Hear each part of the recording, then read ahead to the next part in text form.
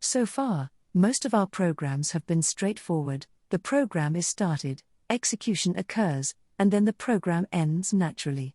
But most programs that you use every day are not like that. You start the program, a window appears, and then the program waits for you to do something. Each time you click a button, or type some text, or scroll with your mouse, the program reacts in an appropriate way.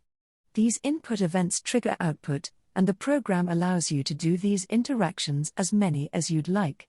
The web browser you are using right now is a great example of a program like this.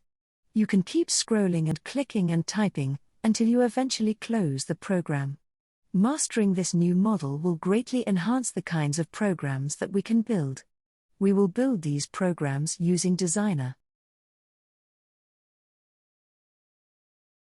Designer uses an event-driven model to handle interactivity. Designer provides a function named when that can take in the name of an event and a function name to execute when that event occurs. Notice we said a function name. This is a serious departure from all functions we have seen so far, which have not taken in a function. Some functions can take in the result of calling a function, but that is very different from a function name. Specifically, a function call is a function's name followed by parentheses. That executes the function and returns a new value, depending on the return type of the function. But now, without the parentheses, we are actually using the function as a value directly. The reason for this is that Designer will call that function on our behalf. In this example, we are binding the spin function to the updating event. When a function is bound with the when function, Designer will essentially wrap that function call in an if statement. When the named event is active, the function is called. Each type of event has different logic for when that event is active, corresponding to the conditional of an if statement. The body of the if statement is basically the body of the bound function. So what is happening in these bound functions? Previously, we learned how to use the Designer library to draw pictures, and how we could even make functions that drew pictures in a reusable way by returning Designer objects. These bound functions, however, are completely different. Now, the function consumes a Designer object in order to manipulate the object. But where does that Designer object come from? The answer is the new start function, which is exactly like draw but allows the program to keep running so it can accept interactive events. That start function accepts an initial state for the game, in this case an emoji of a pie.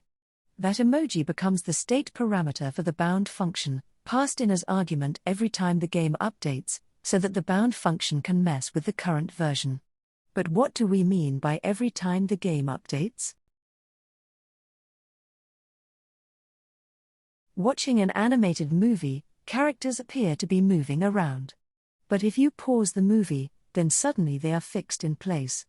If you advanced forward one step, you would see that the character has moved to a new position, close to their old one. When you press play, the next set of frozen images are shown, each one moving the character forward just a little bit more. Because the sequence of images are played in rapid succession, the character appears to be moving. Games update in a similar way, with each step of the game simply having the game objects in a new location close to their old one. In most games, this happens many times a second, based on the frame rate of the game. In a 30 FPS game, the updates happen 30 times a second. So if you wanted to move a pie across a screen that was 300 pixels long in 10 seconds, you would need to have it move 1 pixel per step. If you wanted to have the pie reach the edge of the screen in 5 seconds, you would need to have it move 2 pixels per step. One of the most confusing aspects of the game is the state parameter. Let's return to the idea of the pie moving across the screen, frame by frame. If we once again paused the execution after a little while, we would see the pie frozen in one place. We can then talk about the current state of the pie. In Designer, that state is provided as a parameter to any bound function, specifically the first parameter. Almost certainly, any bound function will want to manipulate that parameter using the built-in Designer functions. Typically, they will only make a very small change, a minor rotation, a small movement, that sort of thing. Besides the updating event, there are two other events we will talk about.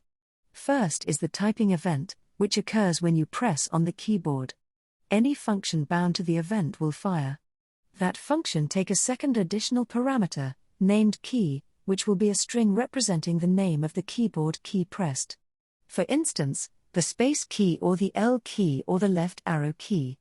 You can imagine how you might use this to implement a game where you can control your character to move them around. Here, we control whether the pie rotates left or right. This time, our move_right is bound to the clicking event, which occurs when a mouse click occurs anywhere on the game window. In addition to the pie parameter representing the current state of the game, we also get two new parameters, the X and Y of the mouse. We can use this to reposition the pie on top of the mouse. There are a few other kinds of events in Designer, but these three should be enough to let us make some interesting little games.